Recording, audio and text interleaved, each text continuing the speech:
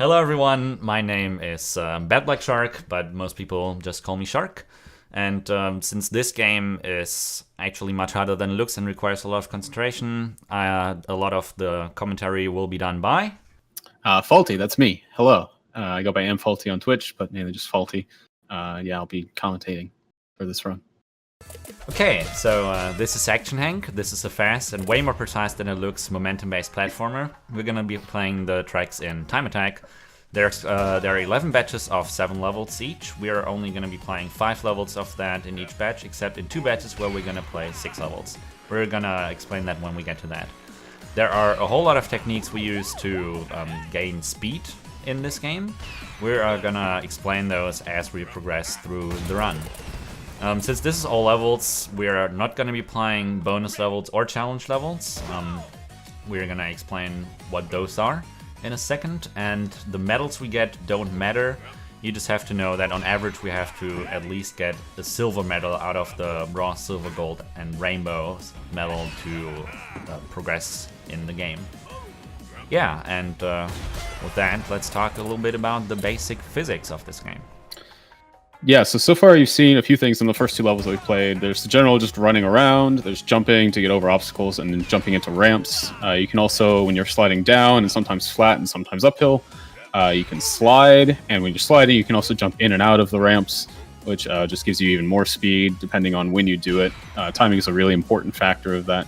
And then there's also in-loop jumps, which you just saw right there, where you're jumping while you're inside of the loop at different points, and doing one specifically at the top of the loop can give you a whole lot of speed. So you'll see that a lot whenever there's a loop in the track. We'll generally, almost every single time, do a jump right at the top to get kicked out forward. That's pretty much all of the basics that are in the game. Again, we'll see some more later on, but for now, that should hopefully get you a little more accustomed to what you're seeing here. What's pretty interesting about like the running and sliding part of the game is that while you run, you essentially have a soft speed cap. You can exceed it while running, but the game will always try to essentially converge your speed towards that soft cap. And while you slide, that cap does not exist anymore. So theoretically, you can go as fast as you want while you slide. You just have to know that while you slide on flat ground, there's going to be friction. So you usually only want to slide downhill. Yeah, it's also true when you're jumping. So as long as you're not on the ground, you're going to have less friction as well.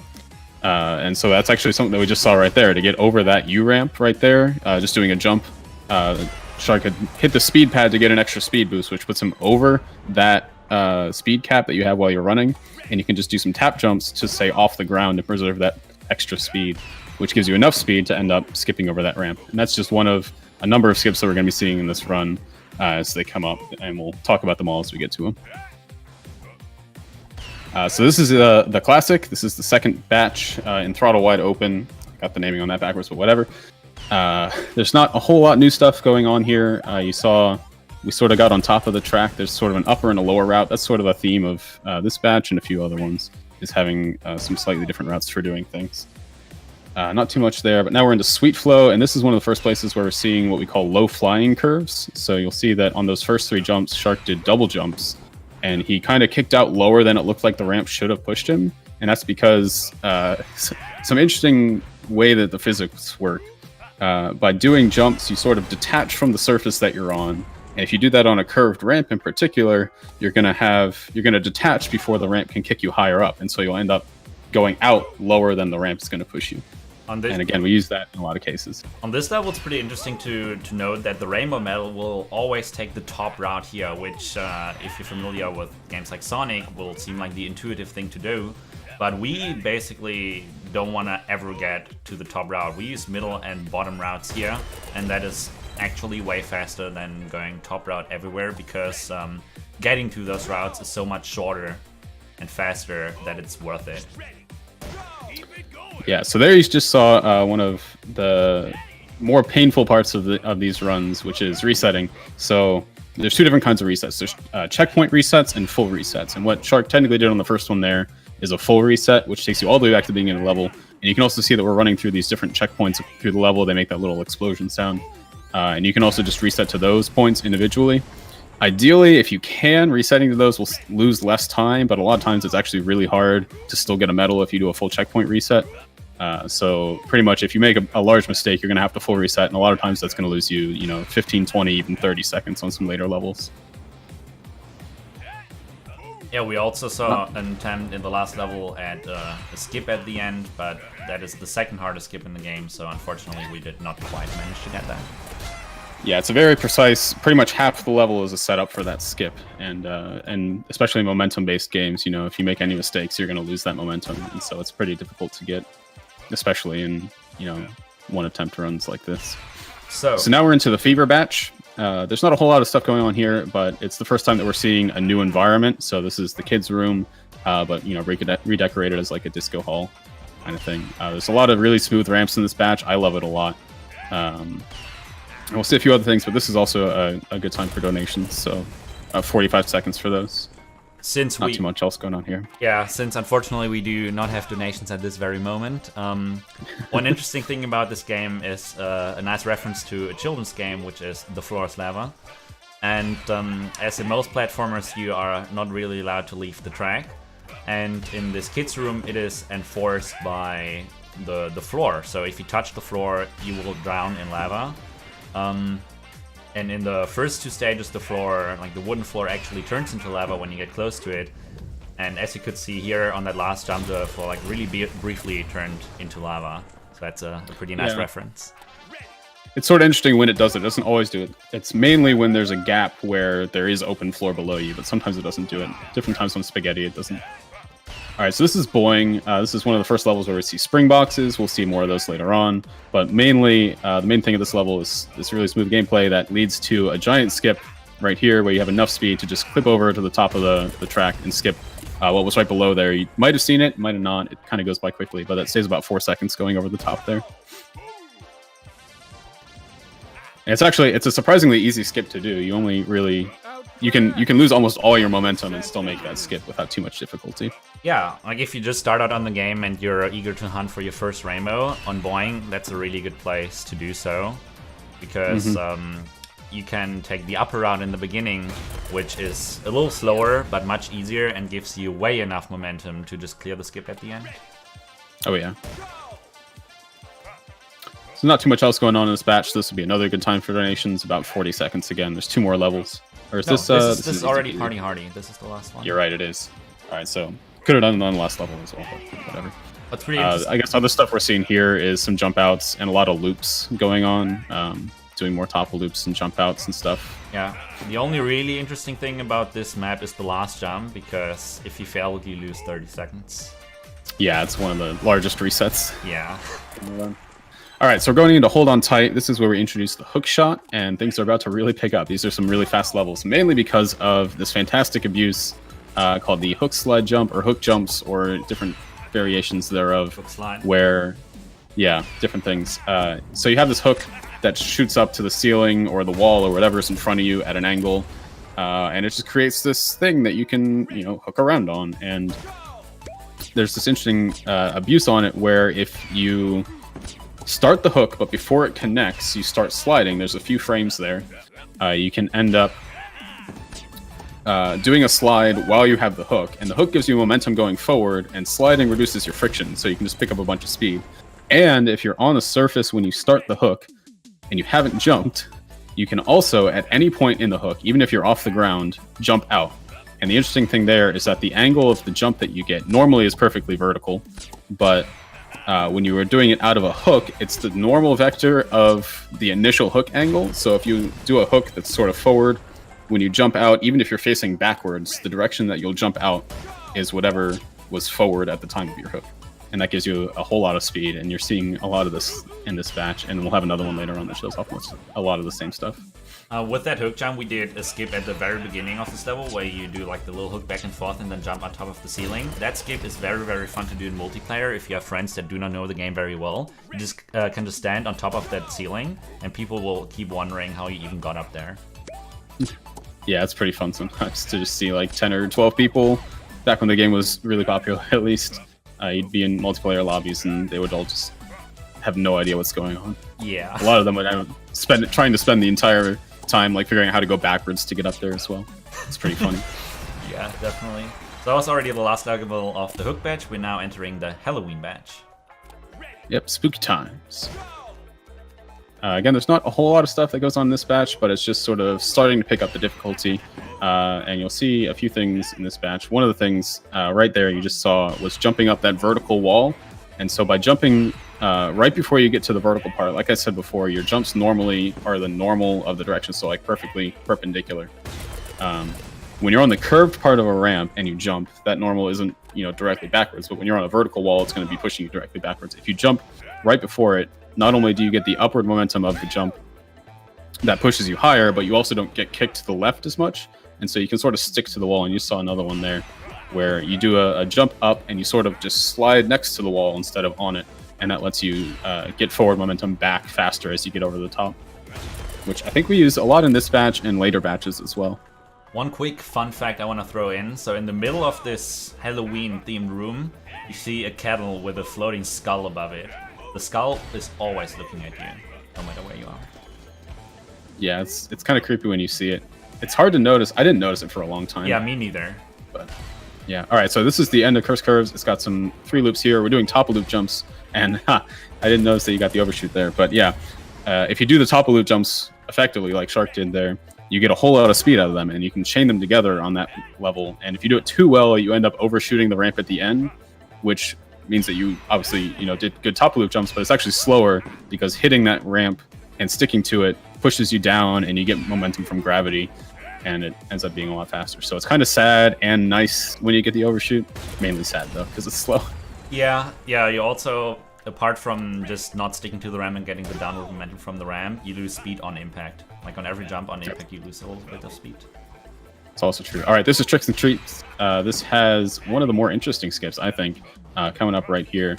You can see that there's sort of this second upper part here, but we can just sort of skip it by timing jumps fairly precisely. It's not that precise, but doing it well can be fairly difficult. Once you get the setup, though, it's fairly easy. But yeah, you can just skip right up into that column. Normally, you're supposed to go around and then get shot upward by that sort of intersection.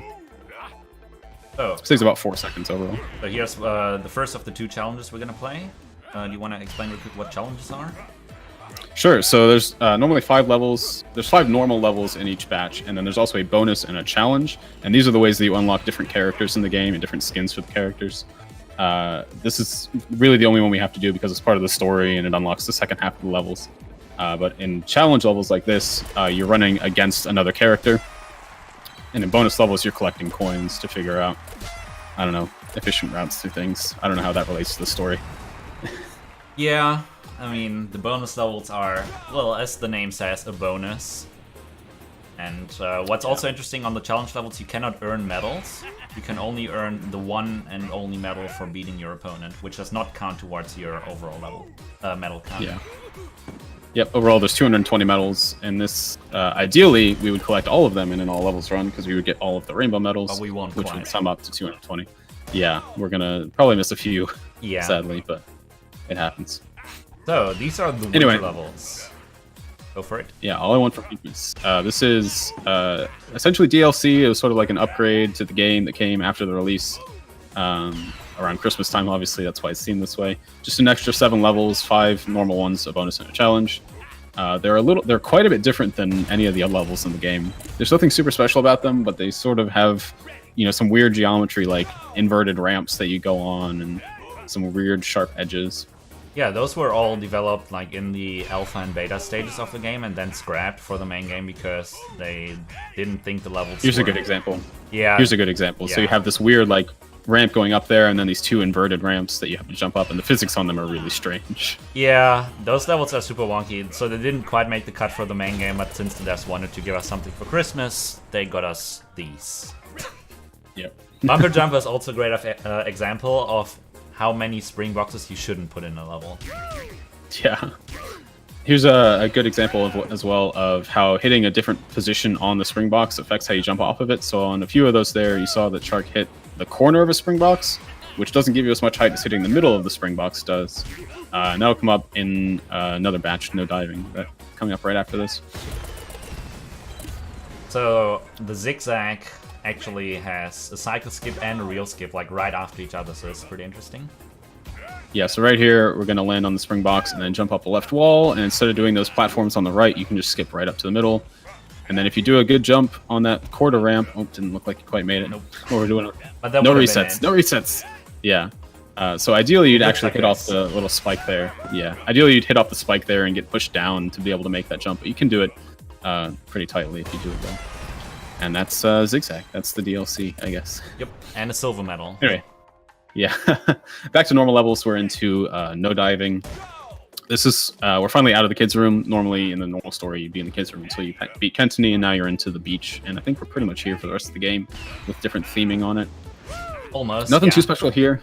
Yeah, nothing too special going on here. I'd say this is a good time for donations as well. You could probably get 20 seconds or so. But since we don't have donations, fun facts with Shark. So we are outside because when you beat Kentony's challenge, you trigger a bit of TNT that blows up the last bit of the track, and Kentony falls into the lava because the floor is lava.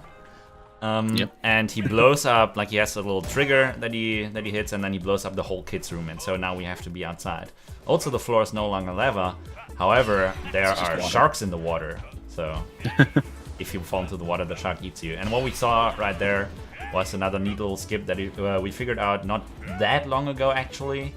It was about a year, I think. I mean, it's pretty long ago, but it's one of the last skips that we figured out in the game. All right, quick tricks. So this is the shortest normal level in the game. This is a shorter bonus, IT O'Neill's bonus. But this one's just over 10 seconds, 10 or 11. It's a little, not smooth sometimes. Yeah, it really but is. it also has one of the few instances, if you do that really well in the end there, you can get a quad jump in the loop and get a top of loop as well. And that's, you get a whole lot of speed out of that. Also, here in the background, you see Mount Henk more. With from left to right, Betsy, Henk, Neil, and Cedar, which are 4 of the 5 playable characters in the game. The last one is Kentony.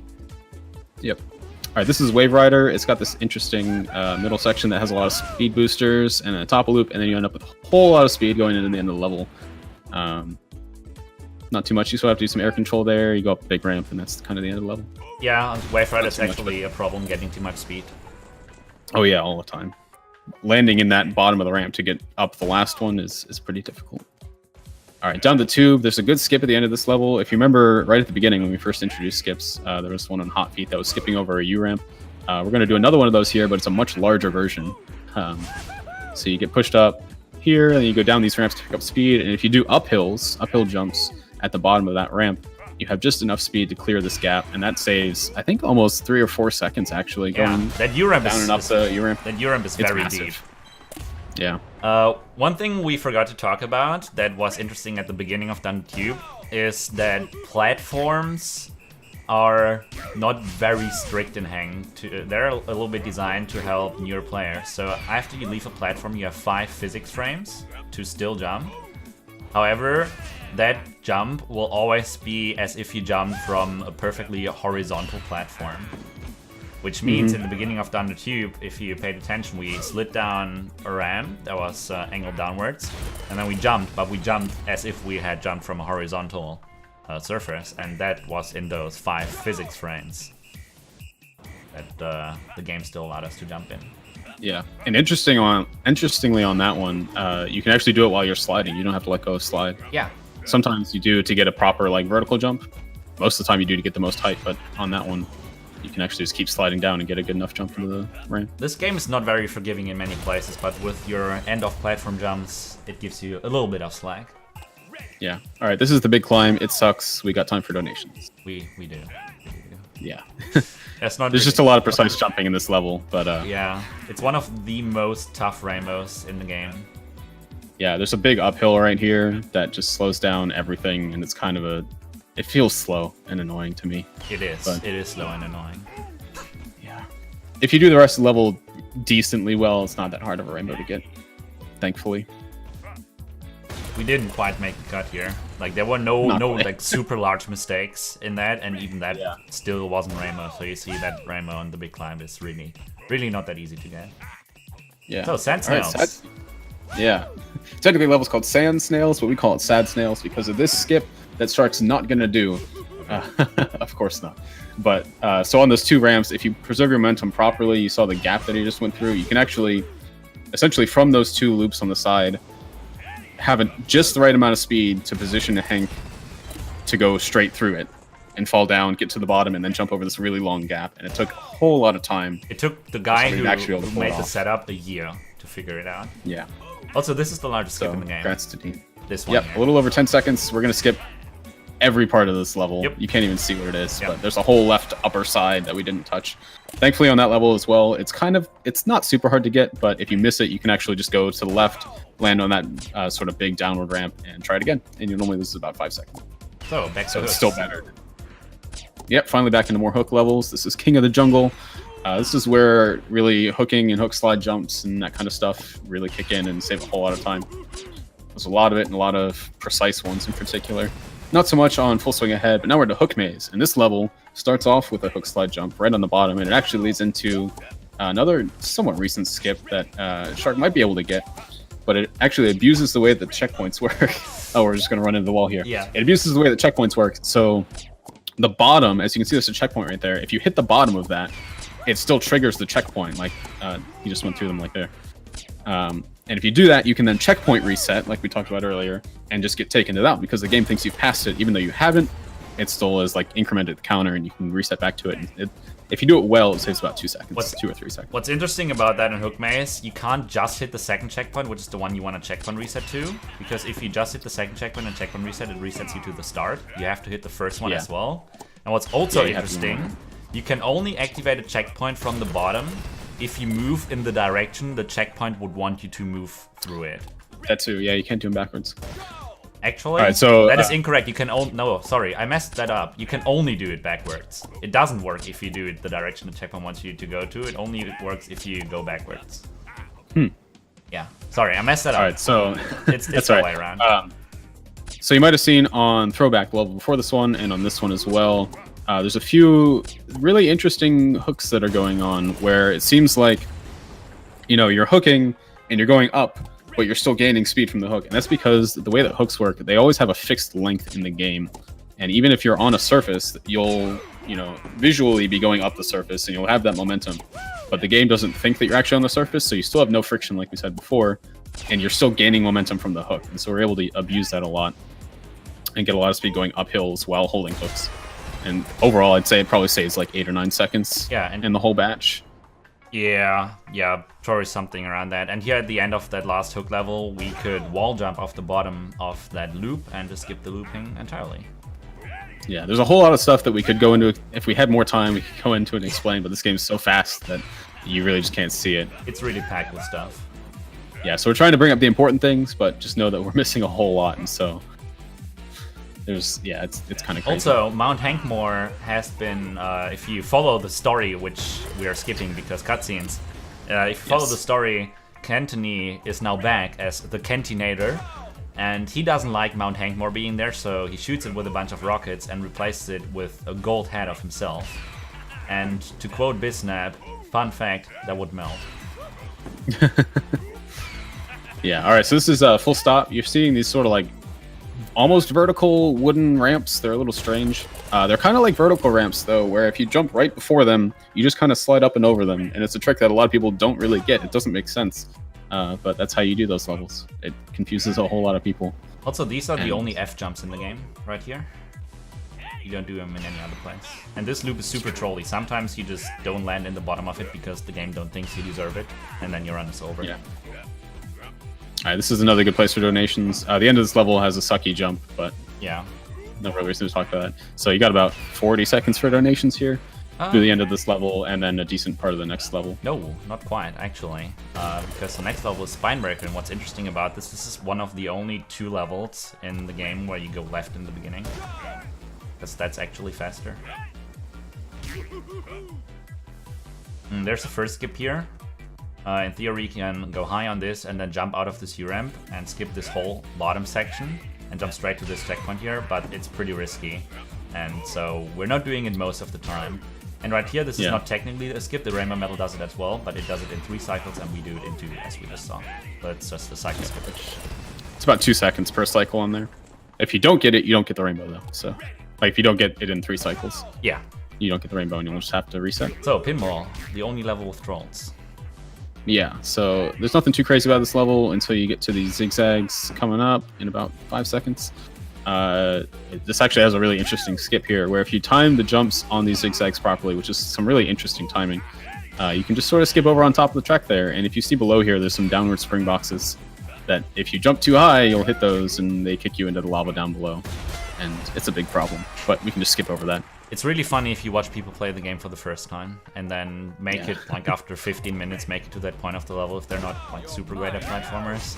And then they get kicked down into the lava and they lose everything. Alright, continuous challenge. Second level we go left on to hit that spring box to give us enough speed to go over. Here's a fun skip, hopefully we'll get it. There's a nice double jump there, clip to the ramp, top a loop, double jump at the bottom, get there, and wow, you got it, nice.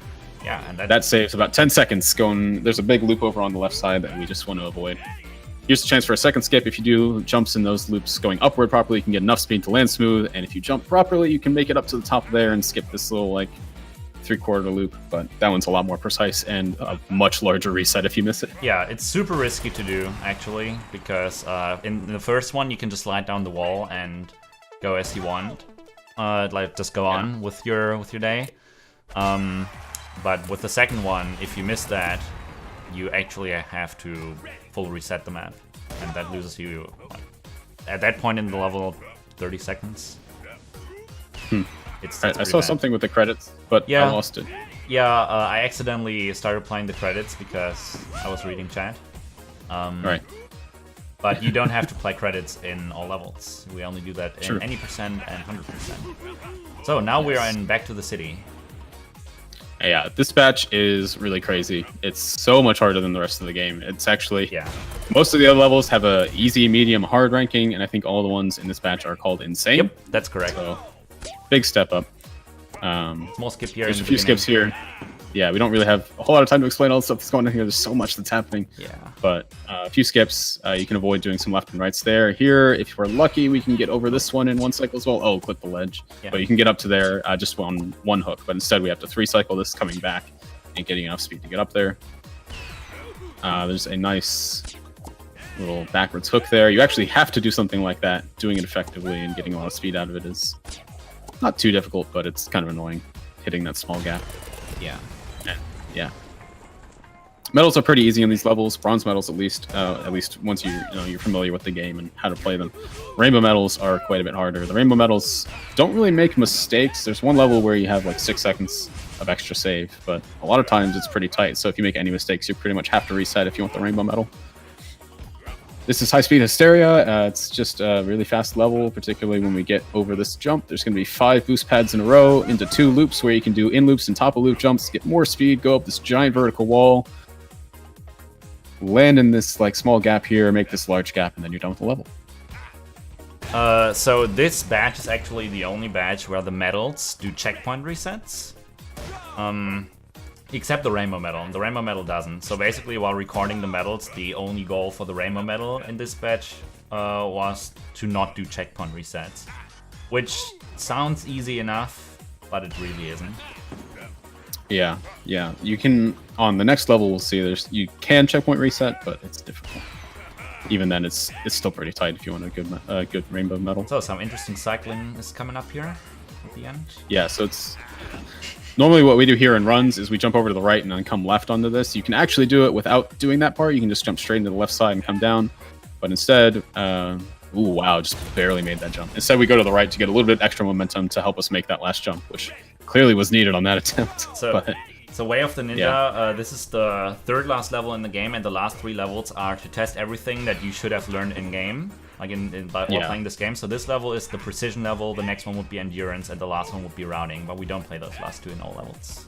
Yeah, so what you just saw was the Batman jumps. They're pretty precise to get into them in the first place, then you have to do precise jumps out of them to get to the next ones. Up here, we're going to hit the spring box up at the top. You have to do precise jumps on the walls to get it. That's a fairly tight jump you have to do.